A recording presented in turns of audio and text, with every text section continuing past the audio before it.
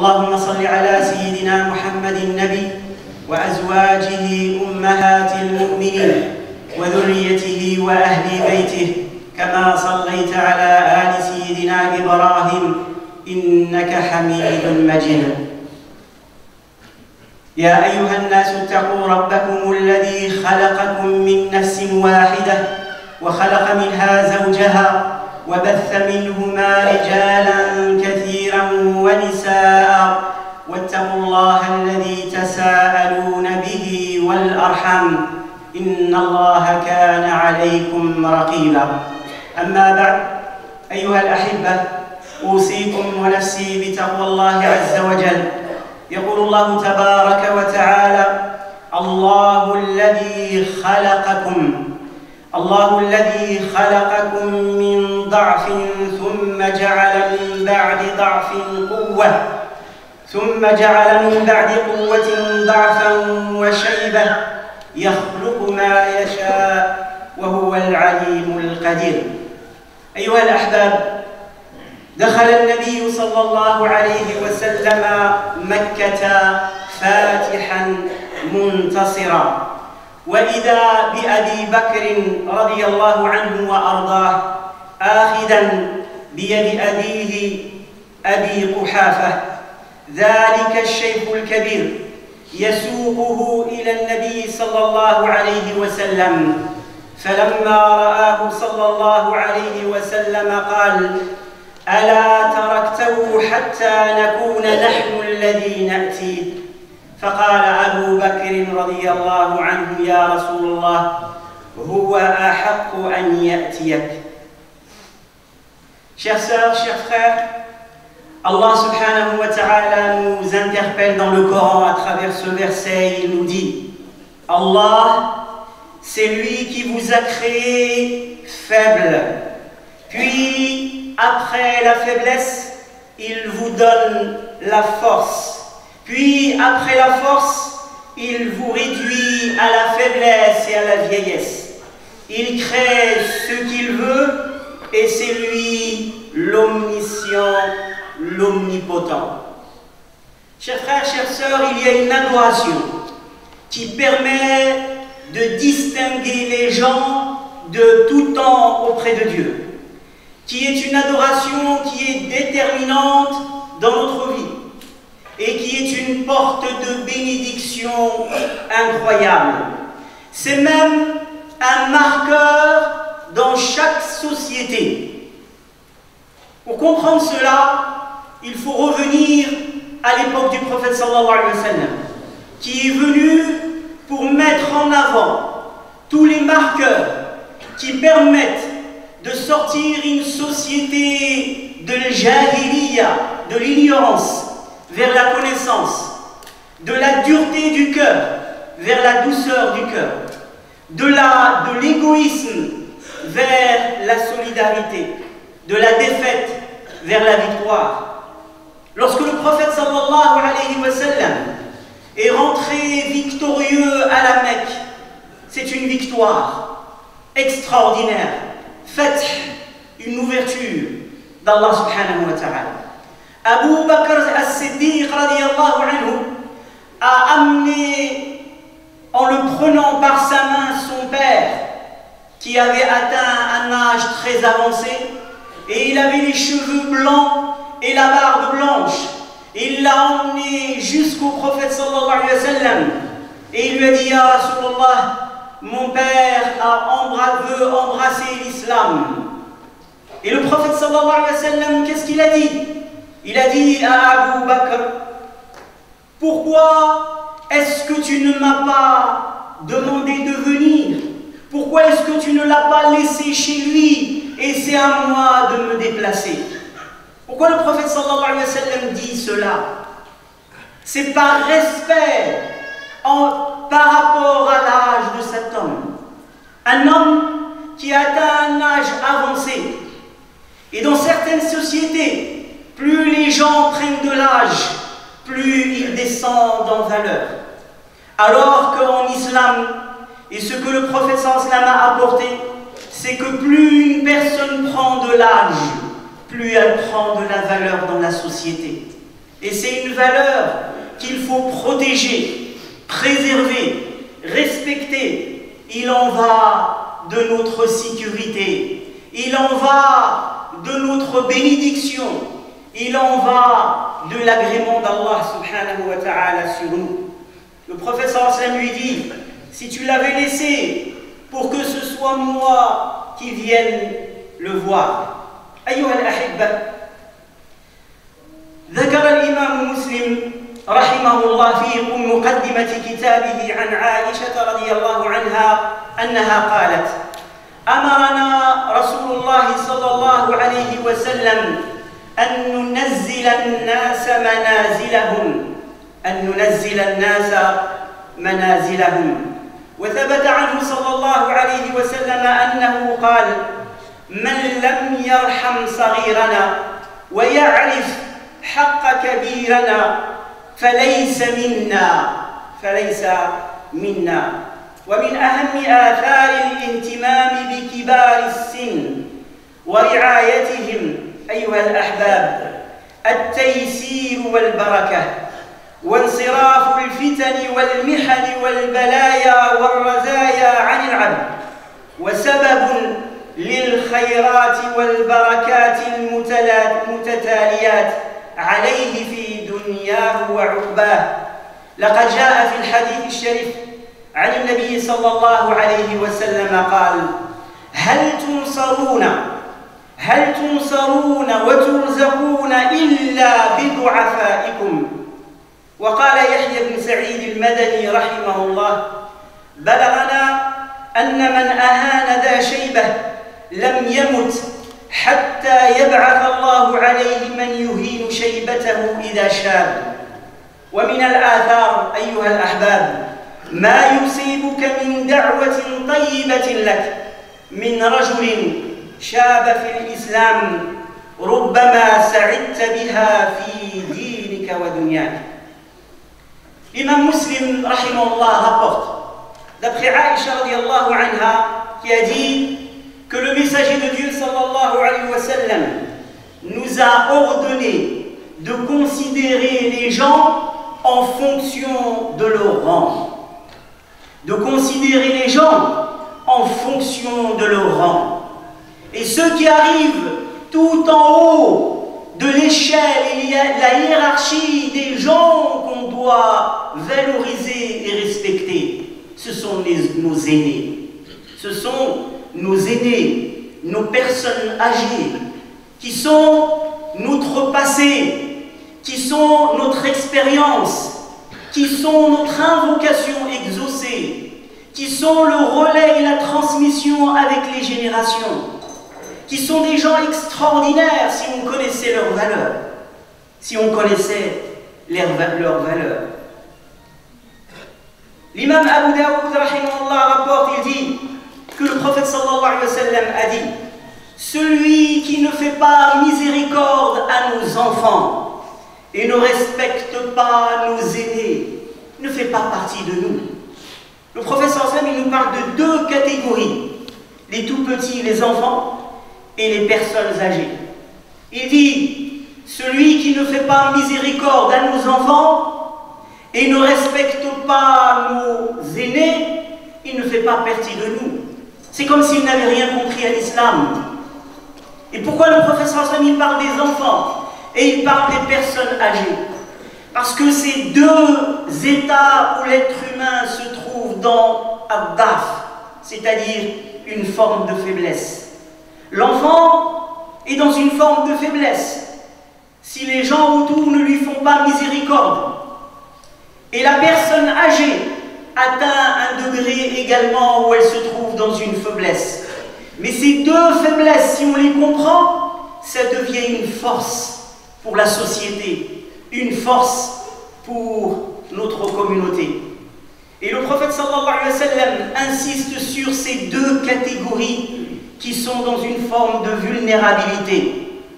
Et ce qui est magnifique et extraordinaire dans le respect de nos aînés, dans les respects des personnes âgées, comment on les regarde, comment on leur parle, comment on doit les aimer, le respect qu'on doit leur apporter. Qu'est-ce que tu peux retirer? Qu'est-ce que l'on peut retirer? Et qu'est-ce qu'une société peut retirer comme fruit lorsqu'elle se comporte comme ça avec ces personnes âgées? Eh bien, les gens qui agissent avec leurs personnes âgées comme ça, ils ont rendez-vous avec la facilité. Et ils ont rendez-vous avec la réussite, avec la sécurité, avec la bénédiction. Un homme âgé ou une femme âgée qui te donne une invocation. Peut-être que cette dua, cette invocation, va changer ta vie ici-bas et dans la vie dernière. Une invocation que tu prends du cœur d'un homme âgé ou d'une femme âgée, tu peux avoir rendez-vous avec le bonheur dans la vie d'ici-bas et dans la vie dernière. Et le prophète sallallahu alayhi wa sallam, il va même encore plus loin et il nous dit: vous ne recevez le secours d'Allah et votre subsistance que grâce à ceux d'entre vous qui sont les plus vulnérables. La subsistance, al-rizq, la victoire, al-nasr, il vient grâce à qui? Il vient grâce à ces hommes et à ces femmes qui sont arrivés à un certain âge et qui sont en train de prier, de jeûner, de pleurer, d'être en recours, et leur faiblesse devient une force pour la communauté et la société. Mais rentrent dans cette catégorie également toutes les personnes qui sont vulnérables en général dans les sociétés. Les personnes âgées, les personnes handicapées, les femmes et les enfants, les pauvres et les orphelins. Cette catégorie en général dans toutes les sociétés et dans tout temps, ils sont soit dénigrés, soit dévalorisés, soit marginalisés. Et c'est pour ça que les sociétés passent à côté de la victoire. Aujourd'hui, les gens parlent des prix qui montent et qui flambent, qui parlent de la menace d'une guerre mondiale. Et ils parlent des menaces à tous les niveaux, au niveau sanitaire, au niveau politique, au niveau économique, au niveau social. Alors que l'islam nous dit, tant qu'un peuple prend soin de ces personnes âgées, la victoire leur est assurée. Le risque et la subsistance leur est donnée. La bénédiction est au rendez-vous. أقول قولي هذا وأستغفر الله لي ولكم فاستغفروه إنه هو الغفور.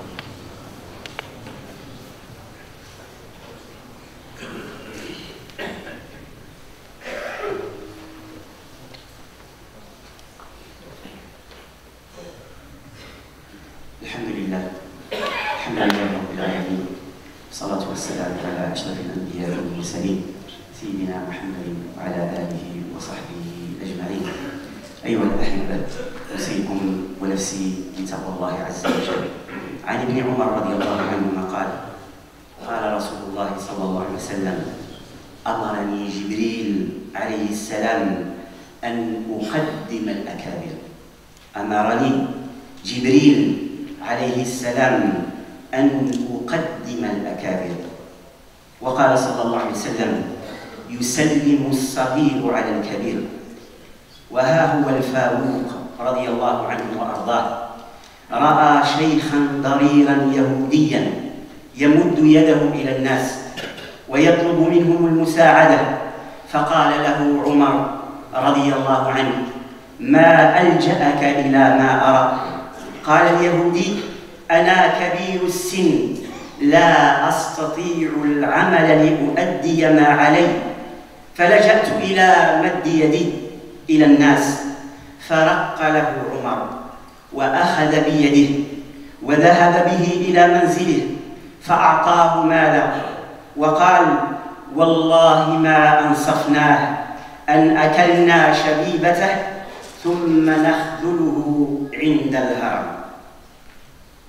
Abdullah ibn Umar, radiallahu anhu, il dit que le prophète sallallahu alayhi wa sallam a dit: Jibril alayhi salam, l'archange Jibril alayhi salam, m'a ordonné de mettre en avant les personnes âgées.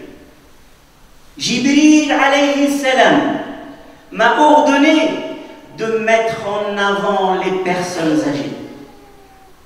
Quand les gens doivent parler, c'est les plus âgés qui doivent parler en premier. Quand on doit manger, c'est les personnes âgées qui doivent manger en premier. Quand on doit sortir, c'est les personnes âgées qui doivent sortir en premier. Quand on les rencontre, ce sont les plus jeunes qui doivent saluer les personnes les plus âgées. Lorsqu'on mettra les personnes âgées au centre de notre cœur et au centre de nos mosquées et au centre de notre société, notre communauté ira mieux, se portera mieux. Si on comprenait ce que le professeur sallam dit et qu'on l'applique à chaque fois qu'on rencontre quelqu'un qui est plus âgé que nous, notre cœur, il doit bouillir d'amour, de respect, les valoriser, être à leur service. Lorsqu'on sort de la mosquée, si on connaissait la valeur des personnes âgées qui sont ici, wallahi, qu'on ferait 2 rangs comme ça et qu'on les laisse passer au milieu. Avant que nous on sorte, on les valorise. Et j'ai une pensée pour nos frères en Afrique, pour ceux qui restent dans cette pratique. Dans certains pays en Afrique, les personnes âgées ont une place considérable. Plus elles prennent de l'âge, plus elles prennent de la valeur et de l'importance. Et lorsqu'ils deviennent très âgés, ils sont mis au centre de la décision. Les gens ne prennent pas une décision avant de les avoir consultés. Avant de les avoir consultés. Les personnes ne voyagent pas avant d'avoir demandé l'invocation et la bénédiction de ces personnes. Quand ils travaillent, ils ont toujours une part pour ces personnes vulnérables. Et c'est pour ça qu'Allah subhanahu wa ta'ala bénit la vie de ceux qui agissent de la sorte. Et le respect envers les personnes âgées, ce n'est pas uniquement tes parents, ça c'est la priorité. Mais ce n'est pas uniquement les musulmans. Sayyidina Omar ibn Khattab radiyallahu anhu, lorsqu'il était calife des musulmans, il marche dans la rue, il trouve un homme très âgé, aveugle, qui était en train de mendier. C'était un juif qui était très âgé, qui était aveugle et qui était en train de mendier. Et Sayyidina Omar radiyallahu anhu, il lui dit: pourquoi est-ce que tu mendies? Il lui dit: je suis devenu âgé et je n'ai pas les moyens d'assurer mes responsabilités. C'est pour ça que je tends ma main pour que les gens m'aident. Et là, Sayyidina Omar, qui a été éduqué sur le respect des personnes âgées, musulmanes ou non, croyantes ou non, pour le respect de ses cheveux blancs, pour le respect de ce dos qui s'est incliné, pour le respect de ses 70 ans, 80 ans, 90 ans passés sur terre et dans les épreuves et la difficulté. Sayyidina Omar l'a pris par la main et l'a emmené chez lui et il lui a donné et il l'a comblé et il lui a dit radiyallahu anhu: par Allah, nous ne serions pas justes avec lui si après l'avoir épuisé durant sa jeunesse, nous l'abandonnons durant sa vieillesse. Qu'Allah subhanahu wa ta'ala nous permette de comprendre et d'avoir la meilleure attitude et le meilleur comportement avec nos aînés. Chères sœurs, chers frères, vos frères de Bourgoin-Jallieu sont venus aujourd'hui pour vous solliciter pour leur mosquée et donc ils sont venus pour une collecte. Comme vous le savez, ce sont des projets exceptionnels, extraordinaires et ce sont des projets dans la grande majorité des mosquées de France et d'Europe. Ce sont nos aînés qui ont été au premier rang.